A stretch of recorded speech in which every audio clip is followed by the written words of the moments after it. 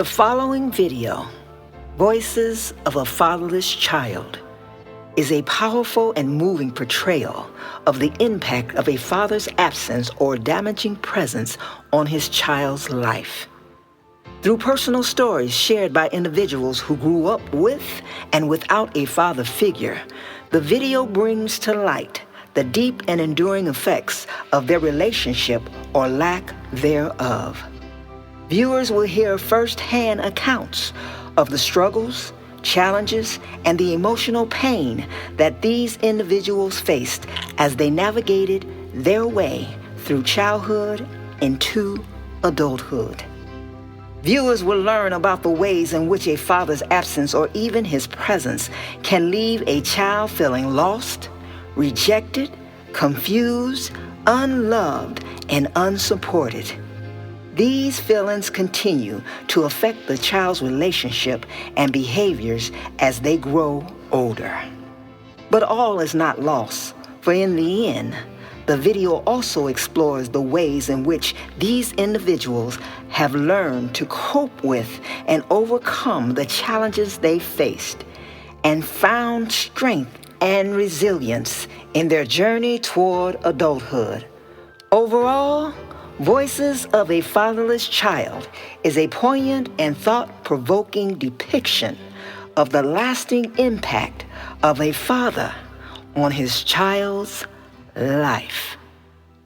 You said that you love me to the moon and back, yet you walked out and never took a look back. So the moon ain't a friend of mine. I can't understand being left behind. If I could just change your mind, I would change it all. I would rewrite history right before you go. My life ain't been the same. Sometimes I feel like a fatherless child.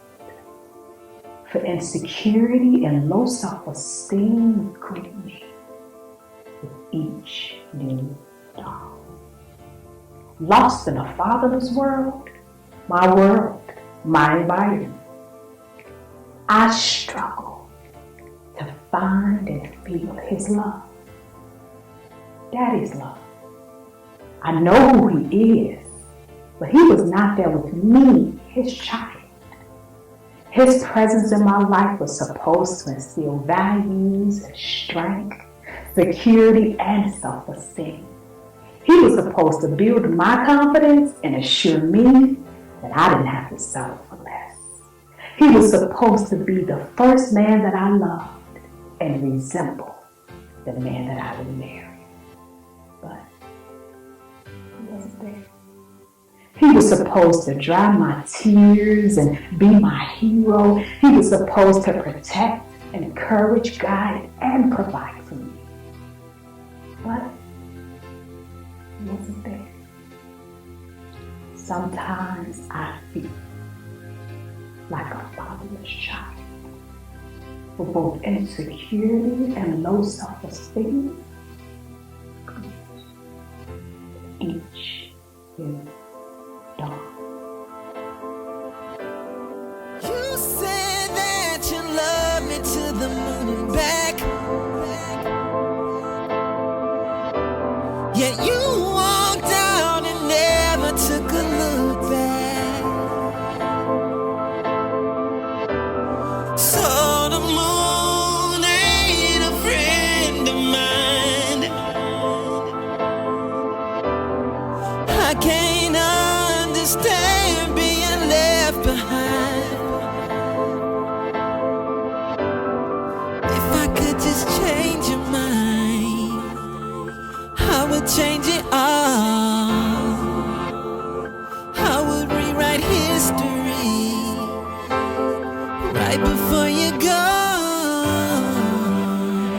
My life ain't been the same without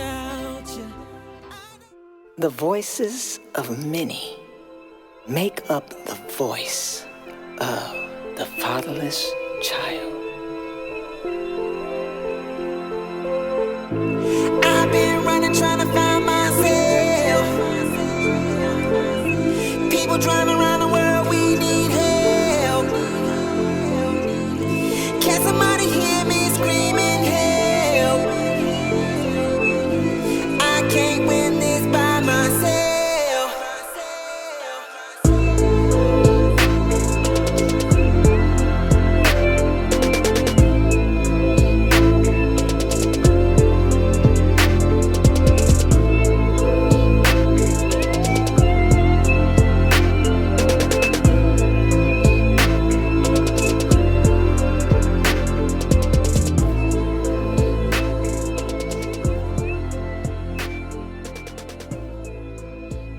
How did you become fatherless? I became fatherless in the very early age of my mother getting married at 14, and she became pregnant at the same time, and I was born when she was 15 years old. During that time in Eufaula, Alabama, the laws against blacks aspiring to do anything that would enhance their lives were in place. My dad, Cornelius, I was told, killed a white man when I was 3 months old, as he was trying to work. As a result, his family had to relocate. My mom had to leave Alabama. My grandmother was a cook, and the Caucasian people loved her.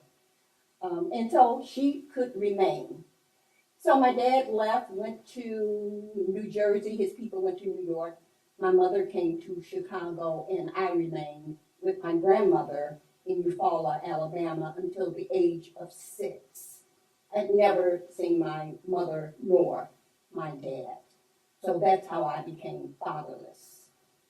Unfortunately, in my life story, I became fatherless by a single parent mother who I never met my father because of the problems they had, the dysfunction in their relationship. Supposedly, my father went to New York, but even in my life, amen, as I tried to question my mother really could never tell me the full story because of her hurt and the scars in her life. Because of her scars in her life, it affected me because I always wanted to meet my father. But it's interesting because even in wanting to meet him at one time in my life, I thought about the second rejection. What if he didn't accept me as his son? So for a long time in my life, I put it off until, I got married, started having children, and the love I wanted from my father and the absence of my father, I poured into my sons to be there for him. We became fatherless when my parents divorced, sometime probably around 6 or 7, or sometime after first grade. I became fatherless because I never met my father. My parents were not together when I was conceived. They were both in separate relationships. So basically, it's taboo to step out on your marriage. It's taboo to have a child with somebody else that's not your wife. So definitely when I was born, um, there was not going to be like a big happy family. I became fatherless. I would say that I've always had an absent father. When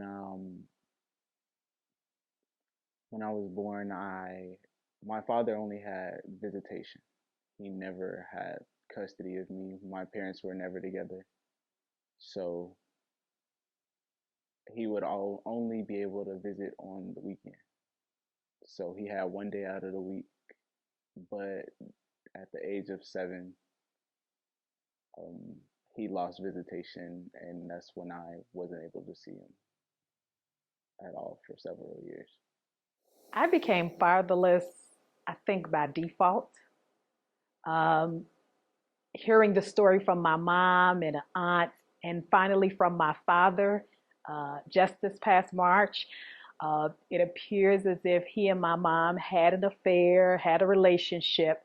And from that relationship, they tried to keep it hidden. And because of the secrecy of their intimacy, uh, he also had to kind of keep me a secret. I became fatherless through divorce and death. Well, the story that I learned is that my mother, um, she left Chicago when I was 5 years old. She took me with her, and my father had no idea where we were. So my father, um, he later explained to me that you know, he had no idea that, he thought we would just maybe gone for a couple of days, and, days turned to weeks, weeks turned to months, months turned to years. But in that time frame, um, my mother reached out to him and told him, where we were.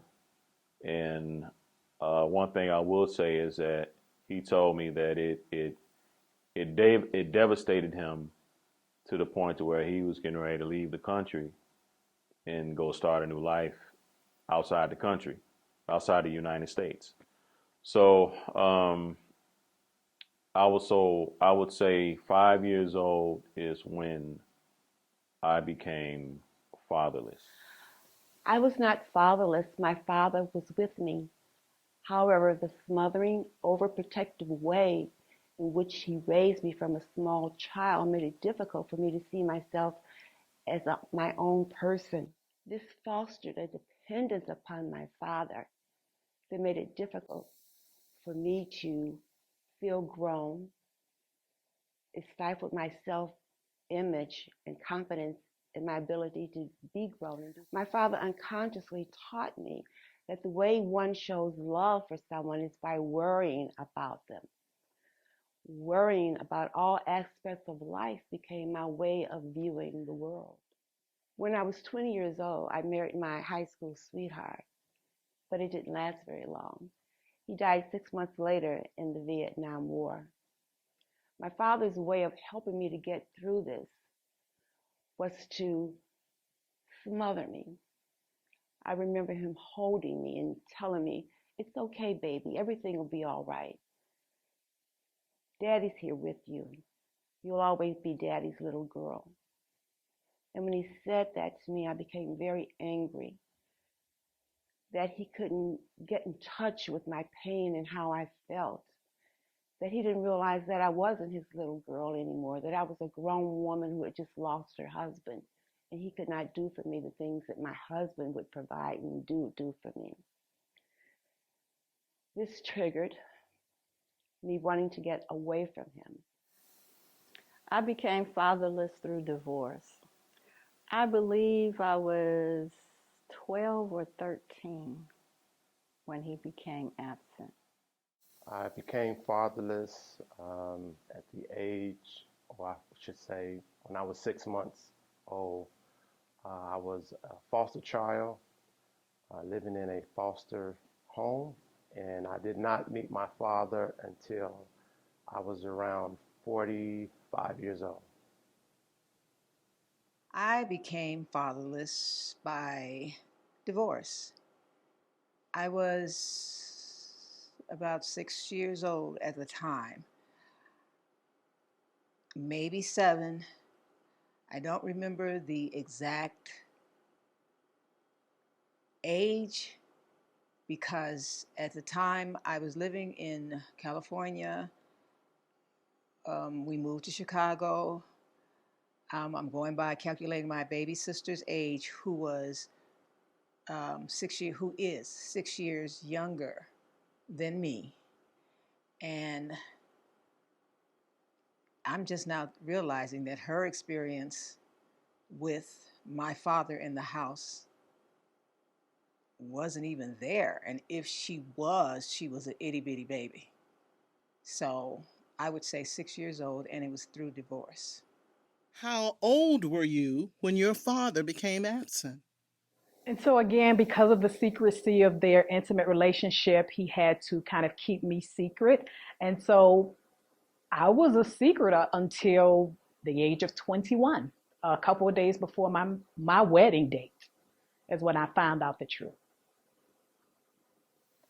So I believe that my mother and my father got a divorce when I was maybe 3 or 4. They did live together, and then I just know around 3 or 4 he was gone. Up until the time that he died when I was 13 years old, I would have interactions with him. I would either go to my grandparents' house um, to stay with him for like weekends. It wasn't often, but I did have a relationship with my father.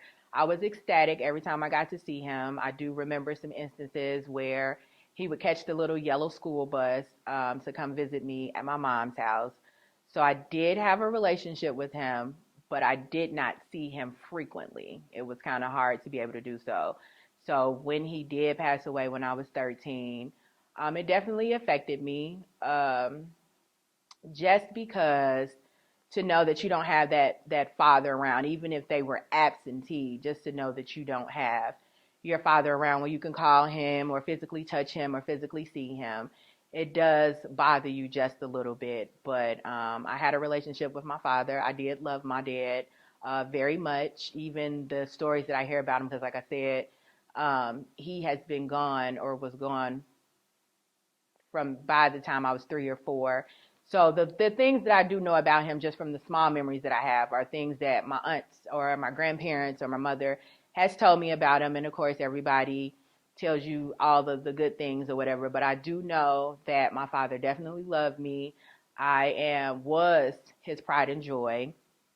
Even with the story about my aunts telling me about the day of my birth and how he almost broke a couch because he was moving when my mom told him that I was on the way. So just hearing those things makes me feel really good about my dad. I do know that he loved me, although he was absent. My father was absent my entire life until just a few months ago, maybe a year ago. Um, so, it's hard to have even a father-daughter relationship with. I'm almost 40, and he's just coming into my life this late.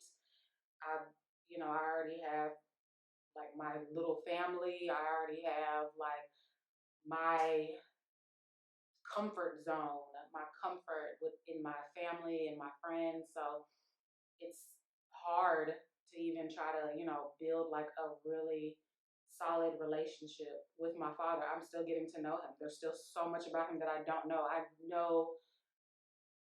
only knew when his birthday was because of Facebook. I don't know what college he went to. I don't know what career he had before he retired. There's just a lot. We're still getting to know each other, and so it's kind of hard to even, you know, have like I don't know the words to say, but um, yeah. To answer that question, the age I was when I became fatherless was at birth. When, if at all, did you first realize how the absence of your father was affecting your life? That's a very important question. To be perfectly honest, I realized as I began to engage with other children, I would go into the homes of the Caucasians that my grandmother cooked and cleaned homes for, and when their dad would come home, because I was with her, the kids would run to him, and he would embrace them, and he would pick them up and turn them around and do all the kinds of things that dads do. I was kind of taken back by that because I knew once my grandmother completed her her duties at the home, said I would go back to this one shack house with no one to pick me up and turn me around and say wonderful things to me and tell me I was pretty and tell me that I was smart. No male ever until I came to Chicago. My wife and I were 3 months away from our marriage. And up to this point, she had been asking me about my dad. And I guess I didn't give her good answer. So as it was becoming closer to our wedding date, she asked about our relationship. Was he going to be able to make it to the wedding? And I snapped on her. I don't remember exactly what I said, but I remember the angst in my face, which I'm sure reflected the angst in my heart. And at that point, she didn't ask about him again. And I'm sure that's due to the reaction that I gave to her. And of course, at that point, and mind you, I'm in my younger 30s. And at that point, that's when I realized that I had unresolved issues that I needed to work out with regards to my upbringing and the relationship that I had with my father. I probably realized it when I was young because I desired my dad. I wanted to be my father's little girl. I wanted my father to see me, see me, see me. And I remember an incident in California when it was me and my siblings who were the four above me. My father had lost something in the grass, and I was so determined to find it so that he could be proud of me, so he could say, "Oh, my baby girl found," and I did find it. And he made some type of mention about I had sharp eyes or something like that. And I also remember in California when he would take my siblings to school, and it would be my time to just be on the swing because I wasn't in school yet, and just swing back and forth when nobody else around but me and my dad. I have a scar on my knee for being on the swing, laying my stomach on the swing, swinging back and forth, not even caring that my knee is getting scarred up because I was with my daddy. So I believe it affected my life. I realized it when we were here and I didn't see him. He would come by the house, but there was no quality time that was spent with us. And let me scratch that. There was no quality time one-on-one because as we were older, I do remember when I was living with my grandmother at this time, my father would come to church to pick us up so that we could go down to Washington Park. Why? And go swimming. It would be me, my brothers and sisters, and we would be swimming in a pool at Washington Park. But other than that, there are no quality memories. I mean, even after 6 years old, I don't even remember Christmas with him at the house with us. I noticed that the absence of my father was affecting my life when I would see my other friends with their fathers, their dads, and just the activities that they would be involved in. And I would always ask a question to my mother every time I saw this, like, where's my dad? Why isn't he around? I knew my father existed and I knew he was alive. I just didn't really have like a, you know, like a sense of like where he actually was, what he actually was thinking about it. Always wanted to know, like, was he thinking about me at that particular time? And I was always wondering, like, what was it that kept him from being a part of my life? I realized the absence of my father was affecting my life when I became an adult. I want to say maybe 5, 6 years ago. It just dawned on me that maybe I had daddy issues. Why do I think that I had daddy issues? I felt like as I look back, I was acting out and didn't realize that I was acting out. I have a very outgoing personality, so I attributed to it just me having an outgoing personality. But when you sit and you go through therapy and you start to realize things, I attribute it to being fatherless. How did you cope with your father's absence? Positively or negatively? I was thinking about that question when I looked up what I had given you, and I haven't immediately come across anything that I did specifically in regards to that. I think for the most part, it forced me to become even more introverted and alone, not really depending on anybody else to listen to me because of the effects that my father had on my life when we were very young and how he treated me in one particular situation. I lost my voice at the age of 6. So by the time he was no longer in our lives on a day-to-day basis, I was already there, just being to myself and not really depending on anybody, feeling that I wasn't enough for anybody to waste their time on. And I guess that major effect or that feeling that I had was as an effect of his absence and his treatment when he was there. With my father's absence, I would say negatively because it would anger me that my father wasn't present because I always would see just, again, my friends and what their fathers were doing. And then there was this one particular time I was probably about 13 or 14 years old. I saw my friend and his father was training him or helped train him to play basketball. So, basketball was something that I loved a lot.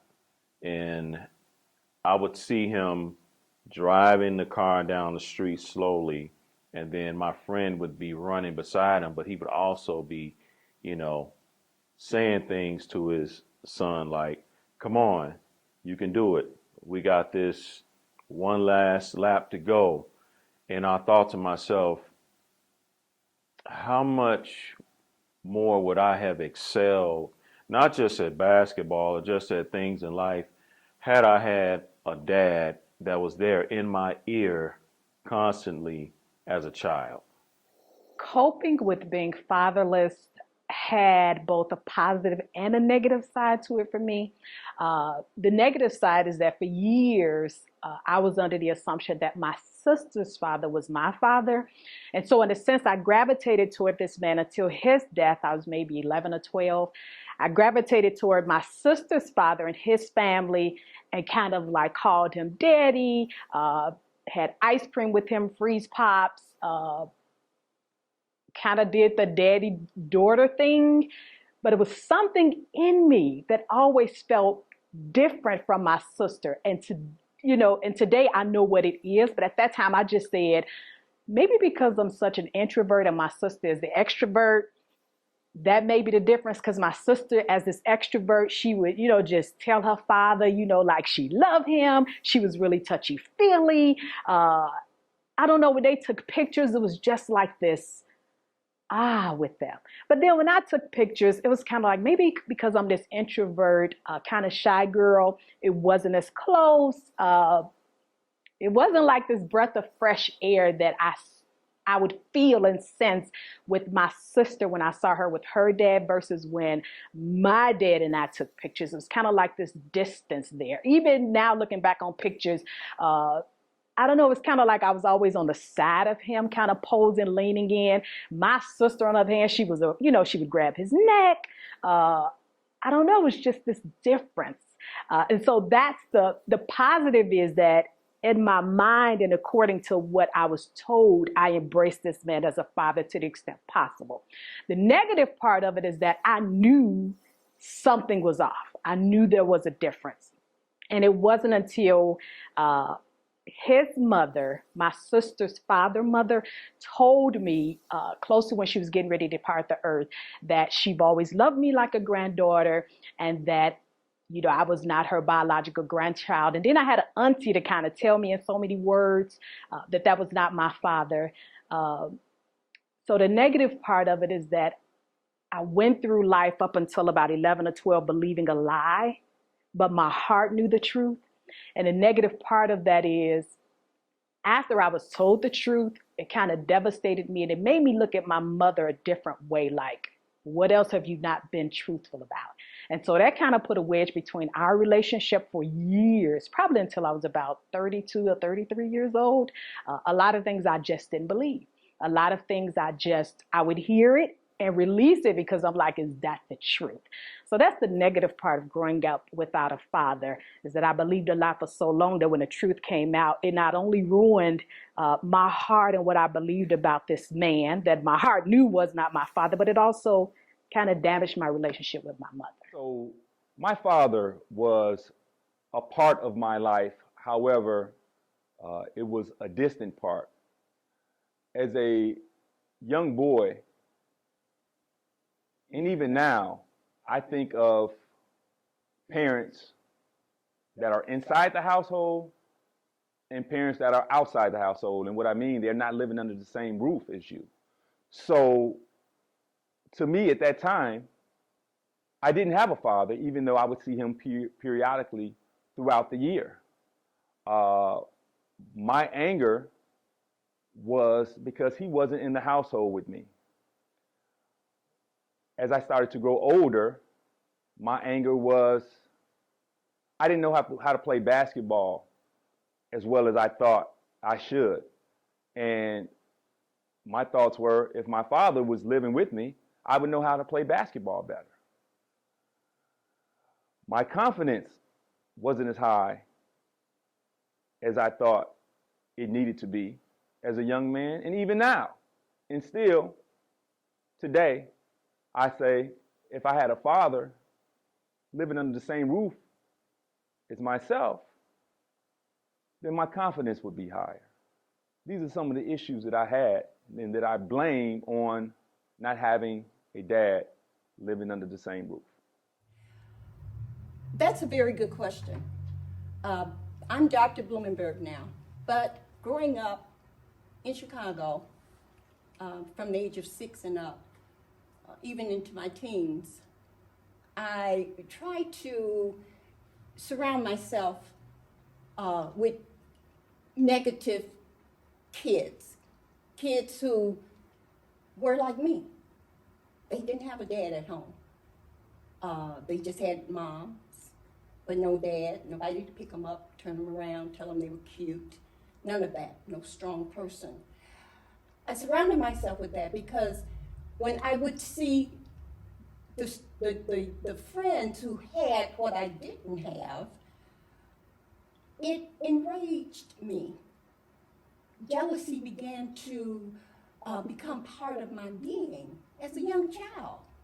Why is it, God, that they have this big person who can take care of them and hug them and love them, and I don't have it?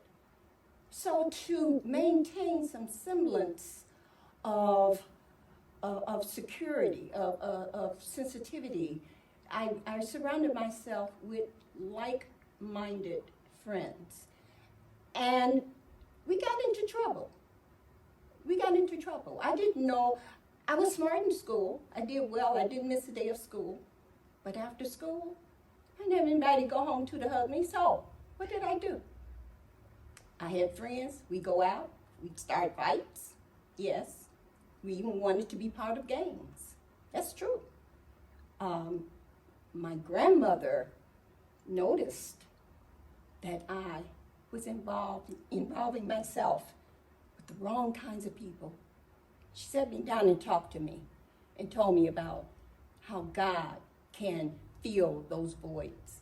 And I began to listen and allow her words to soothe those areas in my life, those emotional areas where I felt left out. And unimportant. I felt like I was insignificant and it was unimportant. And I didn't know God cared for me and was going to take care of me like a dad. I think I dealt with my father's absence kind of rough because I was used to him being there when I was little, and then it was like he wasn't there. And I know he had his own little situations that he was going through in regards to alcohol and drug use. So I was kind of much aware about that. And we would see him maybe ever so often, like if my grandmother came and got us for church, she would try to tell him to come to church so he can see us. If your father is still alive, do you have contact with him and how often? My father and I speak on a daily basis now. We went through a period after college where we didn't speak for 15 years. And at the time, if you'd asked me then, I was fine with it. I remember a coworker asking me about the relationship with my dad, and I spoke to her about it. And that lets me know if I spoke to a coworker about it, that I needed someone to talk to. And she recommended that I reach out to him. And she looked him up on Google, recovered his phone number, and I reached out to the man. And that was probably 7, 8 years ago. And within the last 3 or 4 years, our relationship has really taken off. He has told me that my maternal grandfather told him at an early age, when I was very young, that as I grew older, I would come to him and try to re-spark our relationship. It was just going to take some time. And he was amazed at my grandfather's wisdom because that came true. Now we bond over firearms and go to the range together, talk politics, and it's really a part of my life that I can truly appreciate because I didn't have a strong relationship with this man. I blamed a lot of things on him early, but now we talk a lot, and I'm appreciative for that communication. None. I haven't been talking to my father for maybe a year now since he last contacted me.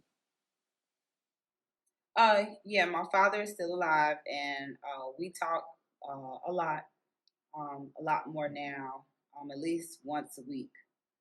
Um, yeah, we have a better relationship now of communication. My father lives like 10 minutes from me.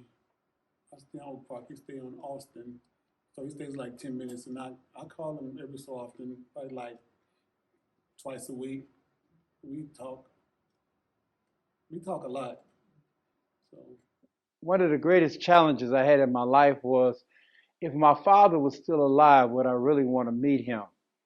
I thought about that for years. But once again, I just thought about what if I met him and he didn't accept me? And so, I pondered that and I put it off for years. But after I got once again healed with my family and, of course, with the help of the Lord and his grace and mercy, and accepting him, the Father God, as my true father, then I wanted to meet my father. But once again, unfortunately, I really didn't know where he was. And unfortunately, my mother died, and I did not know his real name. I know people say you get on ancestral.com, but I didn't have any information. So I would love to meet my father. I'm 65 years old. I would love to meet him. The hurt I had, I don't have that hurt to be bitter toward him. I would just like to meet him, see what kind of man he was or is now. But I don't know if he's alive or if he's dead. If he's alive or dead or what. So that's something that I have to always ponder in my heart. How has your father's absence affected the decisions you make or made? I've been married 43 years now, and even in 43 years of my marriage, I found myself questioning a lot of decisions I make. Years ago, I met a gentleman. I worked with him, and he shared with me how in his life, his dad was in his life. His dad always affirmed him and encouraged him. And I thought about if my father was in my life, a lot of decisions I could have made, should have made, but very uncertain of. And a lot of time I found myself trying to get reaffirmed through friends, through relatives. And even my wife told me, she said, honey, why do you always have to get somebody else to let you know what we talk about that is right? And I had to ponder that. And I said, God, I need your help in this because I learned something in life. As the head of my family, if the head suffers, the whole body suffers. So I would question decisions. I would, to be honest with you, everybody, be stressed out. And I would say, God, I really need your help. And then even, I think if my father, well, I know if my father would have been in my life to really build up my, I want to say courage to make the right decision, or even have a father to throw this off on. I didn't have that. So I would, like I said before, I would ask my friends about it. But once again, my friends weren't my father. So I had to learn to trust God, make a decision, but this would really help me out. How will it affect my family and my life? So I'm learning. How did my dad's absence affect my decisions? Early on in life, I was making decisions subconsciously because of the absence and the pain that I felt of wanting my dad. I remember living with my grandmother, and at this time I was boyfriend and girlfriend with my husband. Now I was 17 years old, and I remember my now husband asking me to marry him. I wanted to, but I was scared of my grandmother. So I didn't say, yes, let's do this. But when I reached 19, I was on that page. And I don't think that I would have gotten married at such a tender age if my father had been in my life. Married the person that I married, probably if I had met him. But would I have married at 19? No. I knew nothing. I was what they say sheltered. I don't think it was on purpose, but I didn't know anything. I had no street sense or nothing. All I knew is I wanted some love and I wanted my dad in my subconscious. And this guy was feeding me encouragement. He saw me. He spoke to me. I didn't have to go to him. He came to me. And I fell in love. I fell deeply in love as I knew it at that time. It was like he was my savior, not as God, but someone to come in and just wipe all of that away. And that just was the wrong decision to make with that feeling of my father's absence. So yeah, the one decision that I know I would have made differently if my father had been in my life and had been the father, because one thing I do know that my father was supposed to be the first man that I loved and resemble the man that I would marry. And that's not what happened. When it comes to the decisions I make, I try my best to not follow in the footsteps of my father. I make decisions that are least like him because of the man that he is. So the absence of my father had, for the most part, negatively affected a lot of my decisions, including the man I married, uh, including how I viewed men. And I say had because it's not until recently, probably the last 7 or 8 years, that God have rewritten some messages upon my heart about men. Raising my own sons, God have rewritten, some of those negative connotations I had about men. where it's love. I'm a case manager, and so my caseload is filled with young men, and I never knew in totality why, but I understand now why that is so.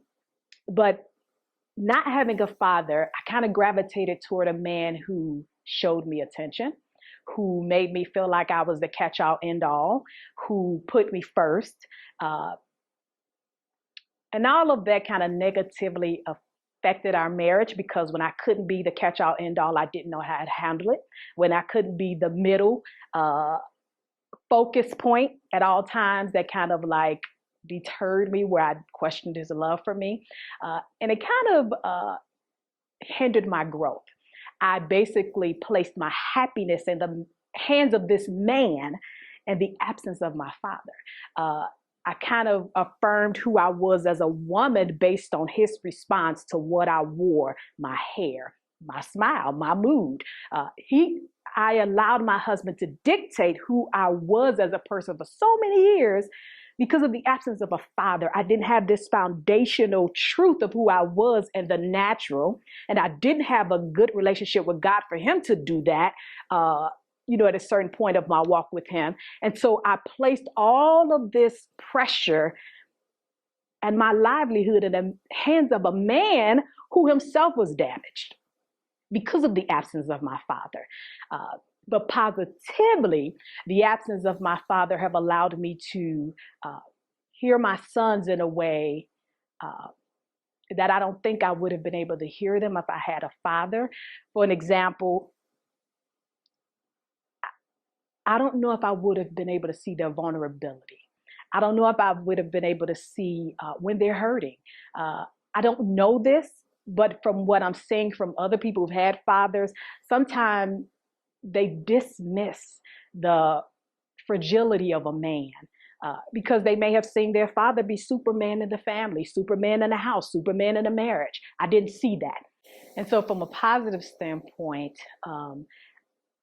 I have learned to hear my sons. I've learned to feel when I'm being too much. I've learned to hear them, especially my 23-year-old, to hear when he just needs space to breathe. From a positive perspective, not having a father have allowed me to give God this space and this room in my heart that I just see men as such valuable assets and such precious jewels that you don't throw them away from mistakes. He's given me grace for the curve for me, and where I don't think I had that at first. The positive aspects of not having a father is that I get to see God in a way that I've never seen him before. How has your father's absence affected the decisions you make or made? My father's absence affected the decisions that I make in life. I would say more so, probably more so when I became a married man. Because I didn't have a textbook, or I didn't have none of us have a textbook, but I didn't have an example as like, okay, this is how a man should behave. This is how a man should treat his wife. This is how a man should talk to their children. Now, there were some things I would say as a kid, as a teenager, that my father's absence on some decisions that I made. I think my father not being there for advice on how to, dating advice, or just advice on, if things are happening at school, how can you approach this from a male standpoint? Because, your mother has one side, but your father helps balance everything out. And him not being there did affect my decisions. I would say definitely too as a teenager. I say it as being married, but definitely as a teenager too. Because looking back, I would say that even promiscuity I think those things would have been tabled to a certain degree. But I would say definitely in my marriage too, because just not knowing how to love a son. I feel like I did the best that I could, but I believe that it would have been a better or a different type of love I having. can't say that it has because he left our home very early on in my life. And at 12 years old, you're not really making too many decisions for yourself. So as I grew up, I never had to consider him because he wasn't present in my life for me to have to do that or even think about it. So I can't say that his absence has made a difference in how I've made my decisions throughout my life growing up. If you are married, how has fatherlessness affected your marriage? I remember in the beginning years of my marriage, I practiced testing my husband to see how, what can I say, negative or adverse I could be to see if he would leave me by anything that I would do. Uh, and he never did. So I guess I got the right one, for one. And for two, because of my father's absence, my expectation was always people were going to leave me. So when he didn't, then I don't know how long it took before I stopped testing, but I finally realized that I got somebody who was going to stay with me no matter how I acted. And that was very rewarding for me in my own emotional self, even though I never told him that. My own introverted conversations I would have let me know that I was okay. And even in the hard moments of our marriage, I still knew I had the right guy because my behavior never caused him to leave or treat me poorly. And that was priceless. That is an awesome question. Presently, I've been married for 48 years. And as I reflect on deciding on who I would marry, I trusted people at the church. I grew up at a church where the pastor was the individual that ruled, in a sense, one's life. You remember, you pay attention to what the pastor says. He's next to God. God talks to him. And he will let you know if this is what you should or shouldn't do. And I dated other guys, but the pastor didn't approve of those guys. And because he didn't approve of them, even though I liked them, I saw some very good qualities in them. They were in college or graduated. They had very good profession, very nice professions. But because the pastor said no. So the person I married, I fell in love with. But the love, as I found, changes, it evolves. It's almost like, oh, I'm gonna love this person because now I've heard from heaven. You know, God has sent his messenger, and this is who I should marry. Now, I'm not saying that it was wrong or mistakes were made. I've been married, as I said, for 48 years. And I do believe that God put the marriage together.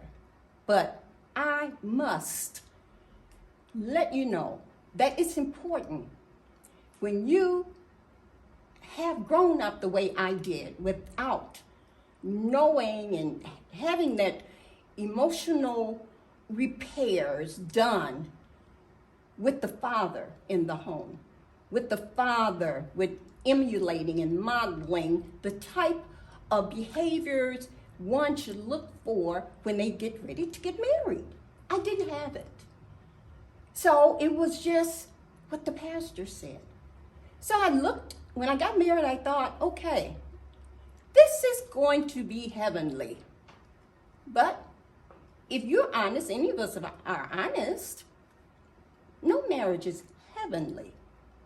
Everything that you do starts at one point and it tends to move forward or move backwards. You have to do the work. And I will let you know, I'm still doing the work because I didn't have a dad at home. So what do? I have to construct it, frame it, then reframe it again, revisit how the construction was done, tear it down, and rebuild it again. And without going into details, uh, God has blessed me and the marriage for 48 years. It's a struggle though, because I didn't have the tools and the skills needed to identify correctly. And it is. It's not, everything is not spiritual. The Bible says natural things first. You gotta know you are responsible. I was responsible for knowing, but I was handicapped. I came into a situation not knowing because I didn't have it modeled in front of me. But I thank God for who He has proven Himself to be in my marriage. So, being that I didn't grow up I grew up in a single family household with me and my mother. So to me, as a young man, I don't have a very good understanding of how relationships or how marriages are are supposed to proceed, how relationships between a man and woman are supposed to go. I did have the example of my grandparents who I stayed with over the weekend and in the summers, and they were married for over 50 years. So that was my template. However, in my head, I'm sure that was a older generation, and my wife and I would have to say that our marriage, while we've been married for 11 years, I'm probably a lazy husband. And I say that because, again, going back to me not having a prime example in front of me, I didn't have a two-parent household. So now, in my eyes, just being a husband of 11 years, just being there should be good enough. Just being a husband and also a father to our 9-year-old boy under the same roof is good enough. Even though I do realize that I can be a better husband to my wife, but I label myself as a lazy husband because as a man, I'm there for you. I am there for my child. And that's the consensus. How has fatherlessness affected my marriage? I'm going to give you twofold. It affected my marriage and it affected my parenting. It affected my marriage in a way where I was a cling along. I did not want my husband to go anywhere without me for fear of him leaving me. I needed my husband to see me as he saw me before he married me. I needed his undivided attention. And I was, when I think back about around those years, I was so scared that when he would leave the home, he would be leaving me. And I say that because one, he's 5.5 years older than me. And my self-esteem was down low on the totem pole. So my confidence about myself was not there. I had been talked about as a child. I didn't think I was beautiful. All of this stuff that goes along with that. So I'm thinking that my husband is going to vacate the premises. So it affected my marriage because he was not used to that. And I do remember early on in our marriage, he said some things that really didn't sit well, but just really hindered and and really put me on that page. He said he didn't want to be married anymore. And I had no idea that it could come from what I was doing. And a mistake that he made, I blame myself, even though now I don't blame myself, because anybody that makes a decision, they make it because they want to make it, not because of something someone else did. But that particular mistake that he made, it tried to drown me. And it was really almost successful about almost drowning me. So I would say that if my father had been in my life, I would have had more confidence. I would not have felt the rejection that I felt. I would not have feared my husband leaving me.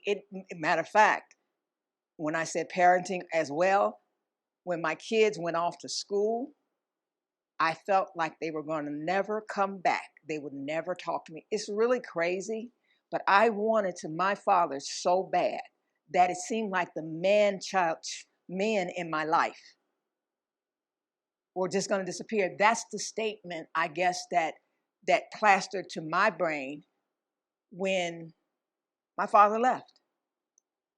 At the age of 39, my oldest brother died, and that took me for a loop because he and I always talked. I felt really close to him. And here is another male that's gone. He died, but it still did something in that area of, is something wrong with me? All the men in my life go. So, did my father's absence affect my marriage? Yes, it did.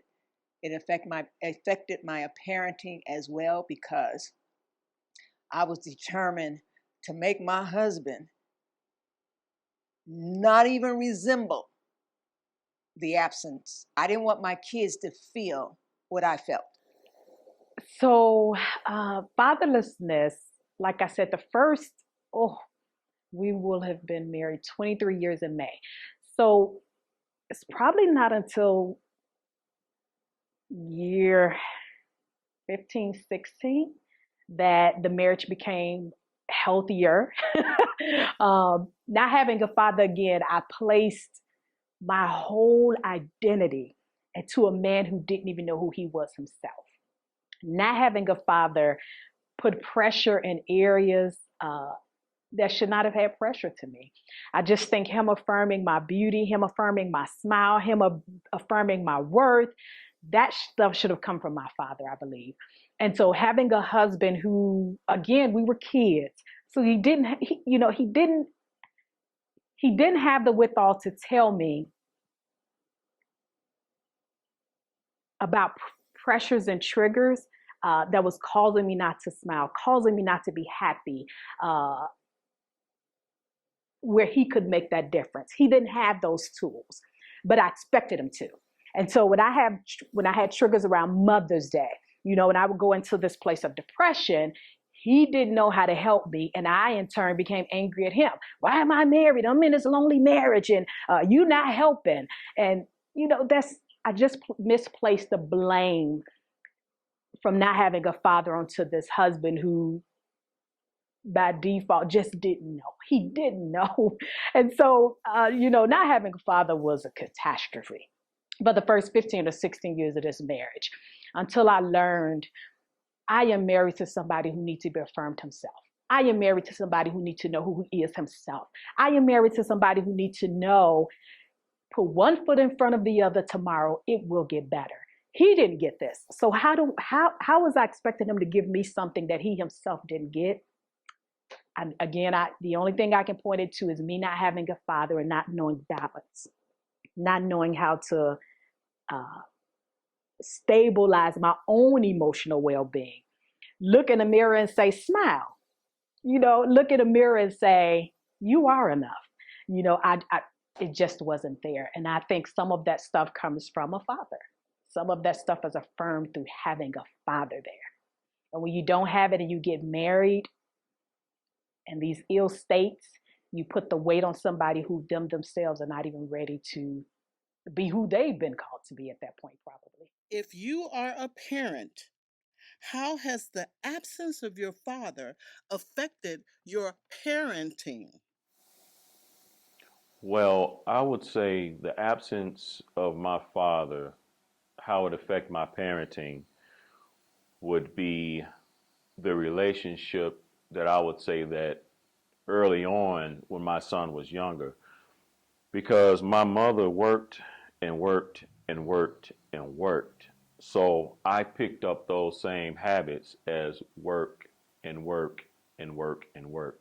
So I would say with my dad not being there to help balance things, that that work ethic, which is a good thing, but it's bad when you just work and work and you're not spending that quality time with your son. At the time, we only had just my son and my little brother at the time, but just not spending that time with them and my wife as well. I believe that that affected my son's and I relationship to a degree. We have a great relationship now, but early on, because I just felt like work was, if a man just provided would work money, that was it, you know. So that's, I feel like that's, those are the things that affected, you know, that relationship. My my father's absence affected my parenting. Um,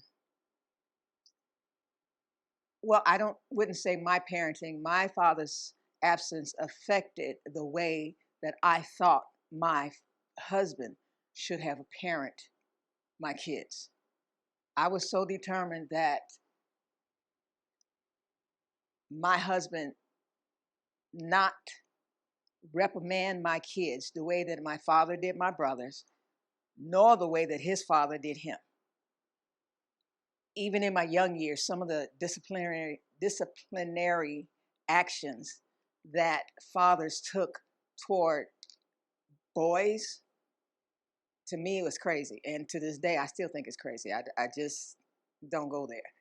But also, I was determined to hang in this marriage even when I did not feel at some points that my husband loved me, for the sake of my kids, because I didn't want my children to feel any ounce of the pain that I carried. It was silent. I didn't share it, but it was there. And I was determined to be there for them and give them my all. But that's the part of the parenting. They were going to, if they didn't see my husband, they were going to see me. If they needed me, I was going to be there. Everything that I feel like I did not get, my father showing up with my little plays, my father not being there for different things that I wanted him to be there for. I was going to be there for my kids. I was going to put my kids, I was going to listen to their desires. And even if they didn't follow those desires, they were going to get an opportunity to see if they wanted to. There was no negative things going on. I sat down and I became not only their mother, but I was their sidekick to help them do the things that they needed to do to get through school. Praise them. I was telling them how good they were and the classes that they did. I didn't want them to feel any negative nonsense that I heard and felt. And now, don't get me wrong, my parents did not say those things to me, but their actions toward me was like leaving me out. These guys before you are smart and you just do what you do. That's the feeling I got growing up. And I did not want my kids to feel that the minute that the school called to say that they were going to fail my second son for reading, I couldn't even go to the school. I sent my husband to the school. Then I took my son out of school and I homeschooled him because I did not want any negative stuff to mess with his mind as he grew older, to think that he's less than and he can't do something. He got a C in reading and they were going talking about failing him. That made no sense to me. Now, even though he fought me about being homeschooled for those 2 years, I think for me to this day, it was the best thing that I could have done to stop the negativeness that was coming from that particular school toward him. They were always comparing him to his brother. And I know how that feels.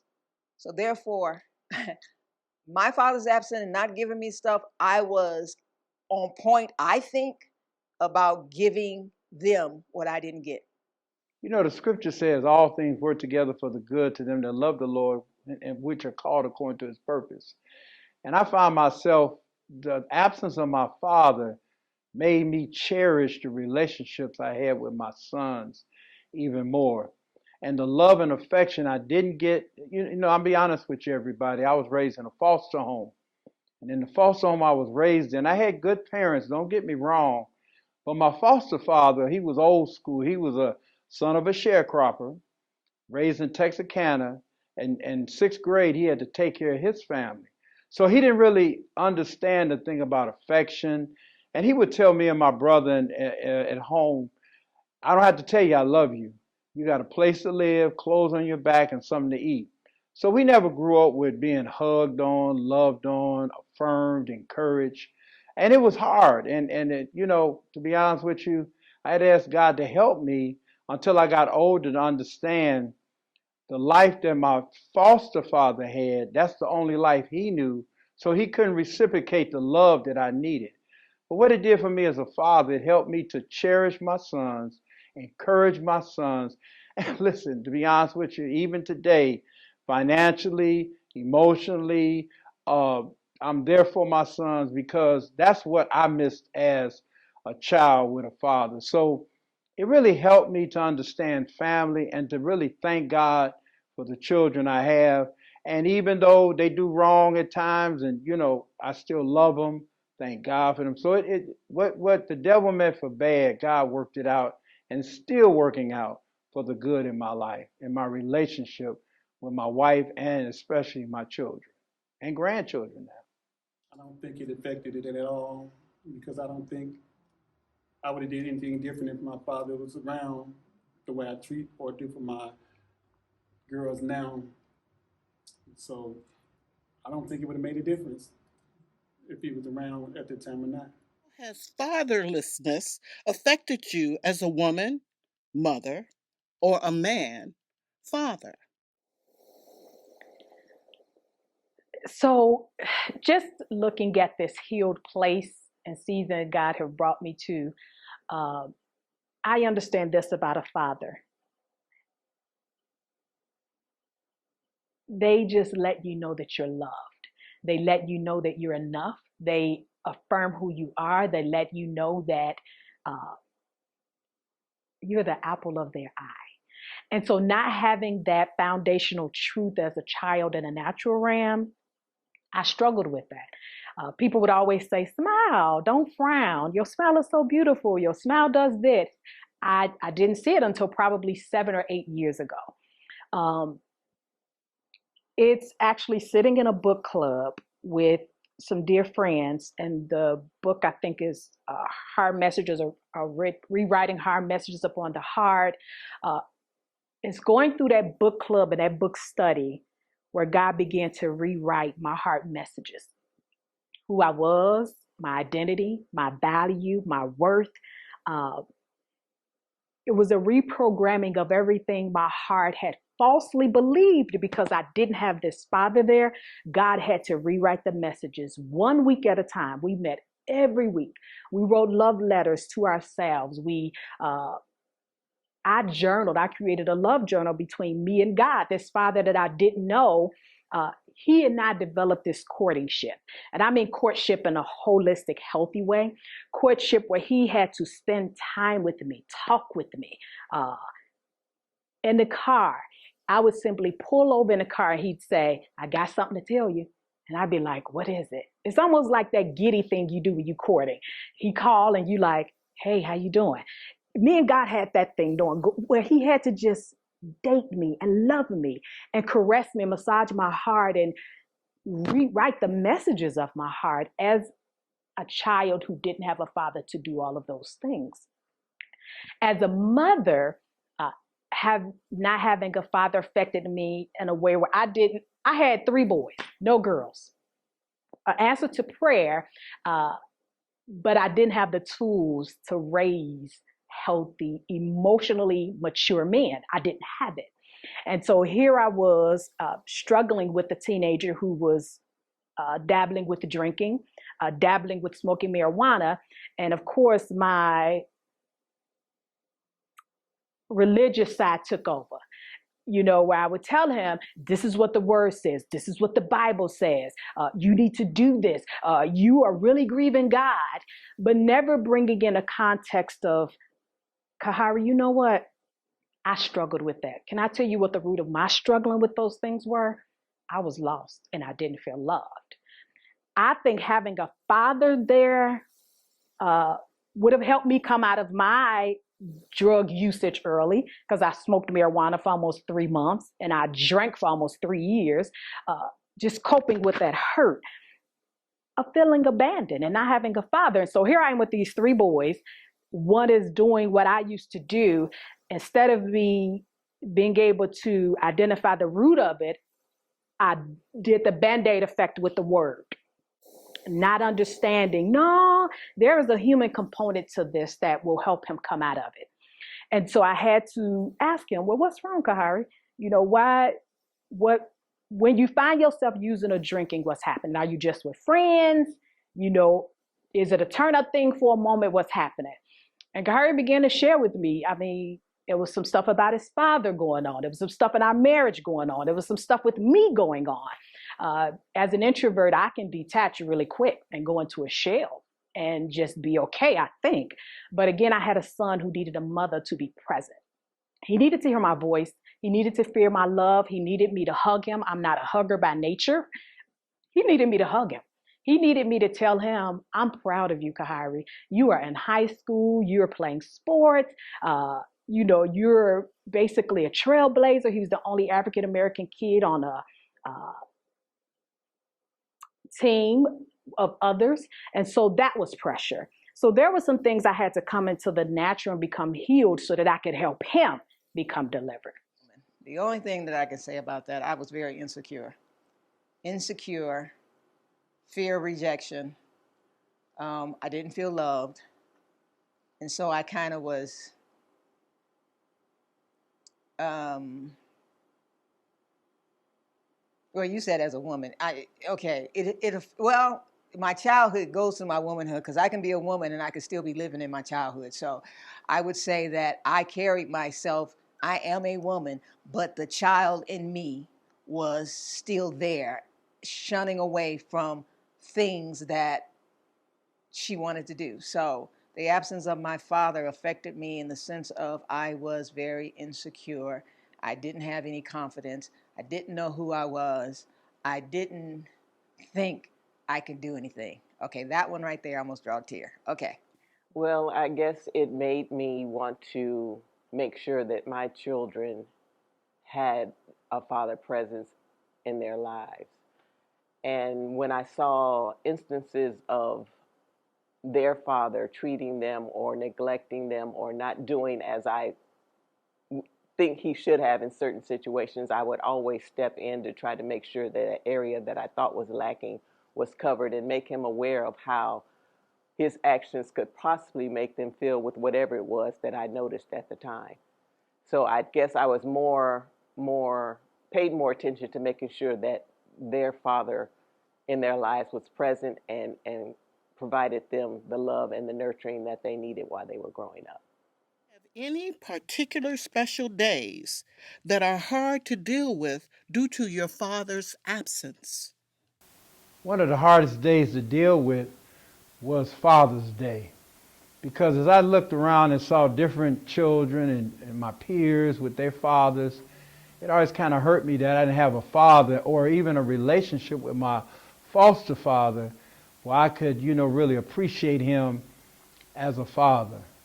And, even today when I look at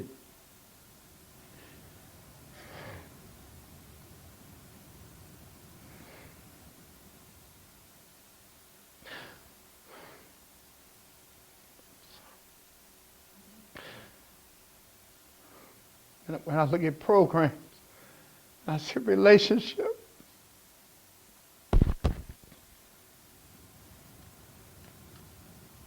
It hurts.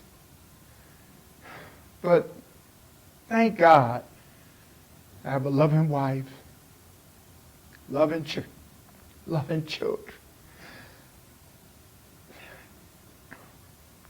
Sorry. And a loving church. Because it helps me to get through this. And you know, once again, it's like some things you really think you're over and you find out you're not really over it.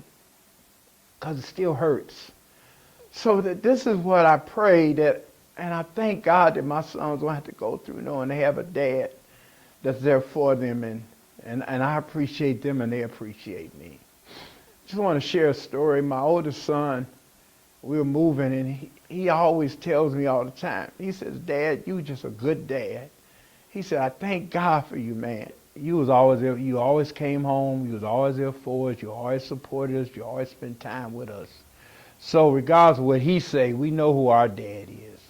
And that really blesses me and has helped me in life to even, like I say, I'm 65 years old. Still helps me in life to go on in life. Not anymore. When I was younger, of course, Father's Day and Christmas and birthdays, you would always have a little hope in your heart for things to be different than what they have been, and hoping that maybe he'll show up this time, or I'll feel a little different on this Father's Day when I go and give him his annual card and says Happy Father's Day, with nothing more than that, because there really wasn't any relationship that I can tap into to give him a card that said anything deeper than Happy Father's Day to honor him. So having grown up now, I am not affected anymore emotionally by those absences, because I have been healed by God in those areas of my life. And while it's a part of my history, it's not something that I'm carrying into my future. I've been running, trying to find myself.